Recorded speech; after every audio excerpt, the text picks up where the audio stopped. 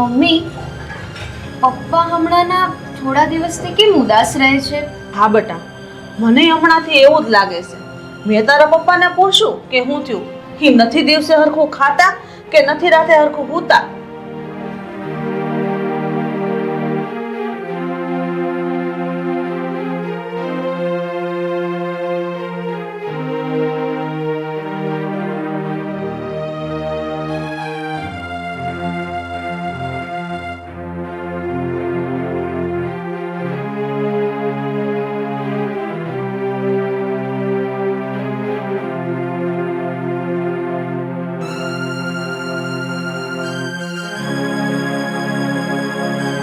પાણી લાવું? ના બેટા, મારે પાણી નથી પીવું. હે, તો હમણાંથી કેમ તમે ઉદાસ રહો છો? કઈ ચિંતા છે તમને? ના ના, મને કાંઈ નથી થયું. પણ આ તો થોડીક ધંધાની ચિંતા હોય ને એટલે. આ ધંધો તો તમે વર્ષોથી કરો છો, પણ આટલી બધી ચિંતા મેં તમારા મોઢા પર ક્યારેય નથી જોઈ. શું થયું છે? વાત તો કરો મને. આ વાત એમ છે ને કે મેં અને મારો ભાઈબંધ ગિરધર અમે બે થઈને 25 લાખ રૂપિયા કાઢી અને ટ્રાન્સપોર્ટ કંપની ચાલુ કરી હતી. હવે મને કાંઈ ખ્યાલ રહ્યો નહીં અને આ ગિરધરે મને દગો દીધો અને બધા પૈસા લઈ અને ગિરધર ફરાર થઈ ગયો. અરે રો, હા તમે શું વાત કરો છો? હા, તમારો દોસ્ત ઓલો ગિરધર તમારા બધા રૂપિયા લઈને ફરાર થઈ ગયો? હા, આ બધા રૂપિયા લઈને તો ફરાર થઈ ગયો, પણ આ ધંધાની લેવડ દેવડમાં સામેની પાર્ટીને જે મેં માલ એક્સપોર્ટ કર્યો હતો ને, એને 20 લાખ રૂપિયાનું પેમેન્ટ બાકી છે. એ હવે મારા માથે આવ્યું છે, મારે આપવું પડશે.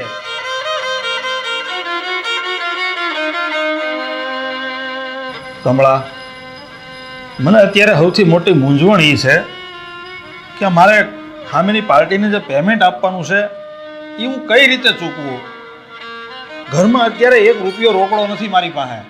આ જે કાંઈ પણ કહે ને એ ઘર જ વૈધું છે. તમે ઉપાધિ ન કરો, આપણે મારા ઘરેણા છે ને એ બધા ઘરેણા વેચીને થોડું દેવું ચૂકવી દેશું. હા પપ્પા, મમ્મી સાચું કહે છે. અત્યારે મમ્મીના ઘરેણા વેચીને દેવું ચૂકવી દો અને કાલે ઉઠીને આપણો સમય સારો આવે ને ત્યારે મમ્મીને નવા ઘરેણા લઈ દેજો. નહીં બેટા, મારે તમને મા દીકરી બેવને નવા ઘરેણા બનાવીને દેવાના હોય. એને બદલે આપણી પાસે જે કાંઈ આ જૂના ઘરેણા પડ્યા છે એ મારે વેચવાના. કેવા દિવસો આવી ગયા મારા.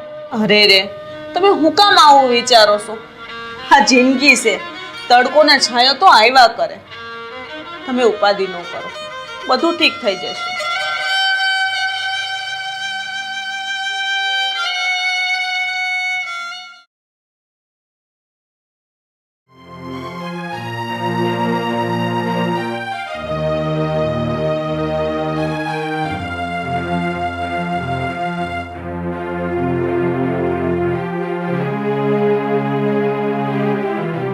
હું તમને શું કહું, હું દાગીના બધા કાઢી રાખું, આપણે જઈને વેચી આવીએ.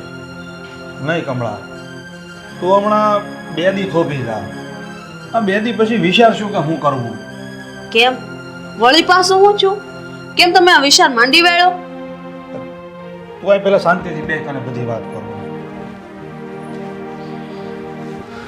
બોલો. આ મારો ભાઈબંધ ધનજી છે ને, એની ઘેરે હું કાલે રાતે બેસવા ગયો હતો. મેં ધનજીને બધી વાત કરી તો ધનજીએ મને એક રસ્તો બતાવ્યો છે. હું રસ્તો બતાવ્યો? આ ધનજીએ મને એમ કીધું કે મારી ઓળખાણમાં એક જ્યોતિષ બાબા છે. એ બાબાનું કામ બહુ ઊંચું છે અને મને એણે કીધું કે તમે એની પાસે જાઓ તો તમારા ફસાઈ ગયેલા રૂપિયા એ બધા બહાર કઢાવી દે. અને એટલું જ નહીં, જે મારો ભાઈબંધ ઓલો ગિરધર રૂપિયા લઈને ભાગી ગયો છે ને, એ સામે આલીને બધા રૂપિયા પાછા આપી દે. હર્ષદ, તમે એટલા સમજદાર થઈને આવા જ્યોતિષ બાબામાં પડશો? આ બધું ખોટું હોય, આમાં ન માનો તમે. હું નથી માનતો આવા જ્યોતિષ બાબામાં, પણ હવે આ ધનજીની ઘેરે બીજા 5-7 માણસ બેઠા હતા. એ બધાએ કીધું કે જ્યોતિષ બાબાનું કામ બહુ ઊંચું છે અને એ પાછા 1 રૂપિયો નથી લેતા. વગર રૂપિયે બધા આવા દુખી ભક્તોની સેવા કરે છે. ગમે એ હોય, મને આ વાત ઉપર જરીય વિશ્વાસ નથી. જો તમને વિશ્વાસ હોય ને તો તમે એકવાર જઈ આવો, ખાતરી કરી આવો. પણ આપણે એક વખત જવામાં અહીંયા વાંધો શું છે? જો આપણા ફસાઈ ગયેલા રૂપિયા પાછા આવી જાય તો એનીથી બીજું સારું શું? અરે તારા ઘરેણાંય નો વેચવા પડે. ઠીક છે, જેવી તમારી મરજી. બીજું હું જઈ આવું. હા તે તું ઘરનું ધ્યાન રાખજે ને હું અત્યારે જ જ્યોતિષ બાબા પાસે જવા નીકળું છું.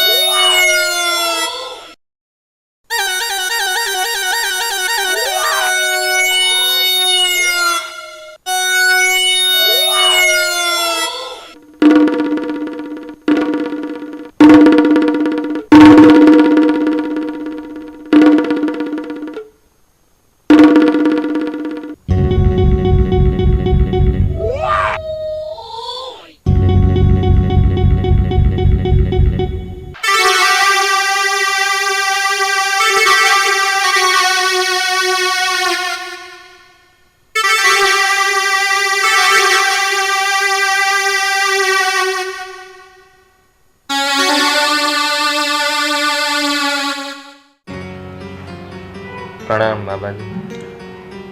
પ્રણામ. બોલો, શું આવવાનું થયું? બાબાજી, મારા દોસ્તારે મને એડ્રેસ આપ્યું છે તમારું. તમે બધા એના દુઃખ દૂર કરો છો. હા, તો મને આ ઘણા ટાઈમથી ગોઠણની બીમારી છે. કેટલીક દવા લીધી, સારું નથી થતું. એકદમ સારું થઈ જશે.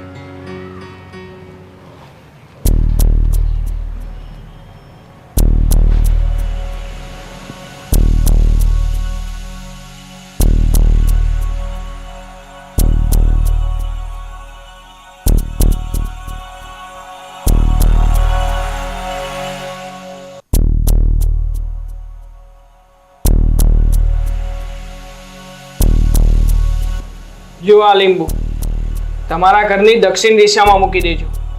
અને હા, સવાર સાંજ ભગવાનની અગરબત્તી જરૂર કરજો. બાબાજીની જય હો, બાબાજીની જય હો.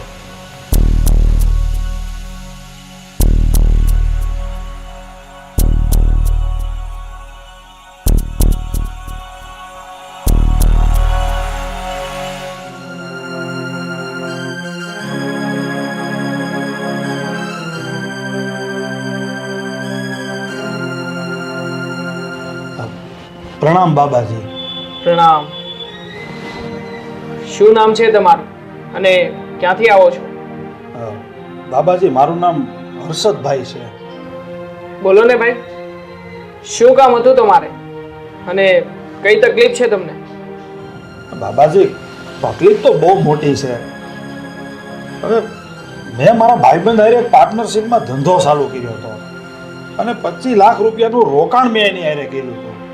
ધંધોય બહુ હારો મારો હાલતો હતો, પણ મારો ભાઈબંધ મને દગો દઈને મારા 25 લાખ રૂપિયા લઈને ફરાર થઈ ગયો છે. કોઈ હતો પતો જ નથી.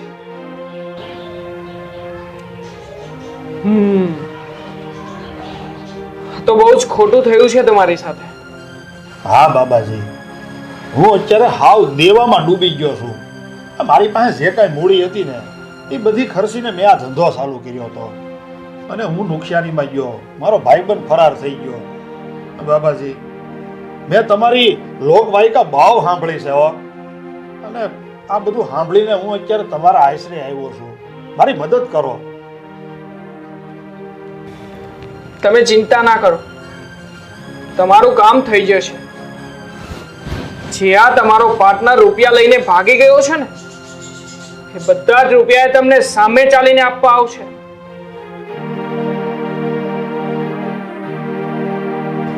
હું વાત કરો છો બાબાજી? આ મારો દગાબાજ પાર્ટનર મને સામે આલીને રૂપિયા આપી જાય? હા હા, એ રૂપિયા પાછા આપવા એને આવવું જ પડશે. હું તમને 1.25 મહિનાની મુદત આપું છું. 1.25 મહિનામાં તમારું કામ થઈ જશે.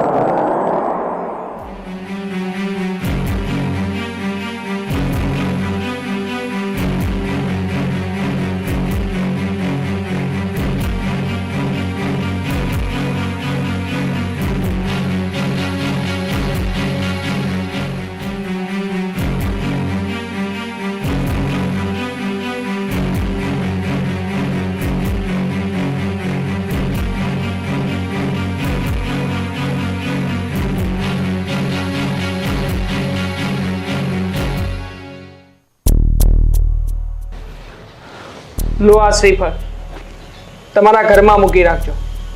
જ્યારે તમારું કામ થઈ જાય ને ત્યારે આ શ્રીફળ લઈને નદીમાં પધરાવી દેજો. ભલે બાબાજી ભલે. જય હો બાબાજીની, જય હો બાબાજી.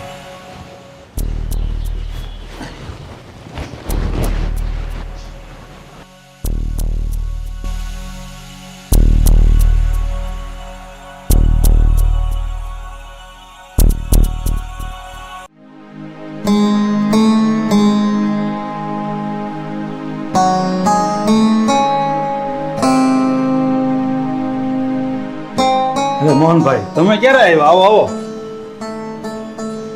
શું બન્યું લાલ તમે ત્યાં આ બધા જ્યોતિષ બાબામાં માનતા થઈ ગયા?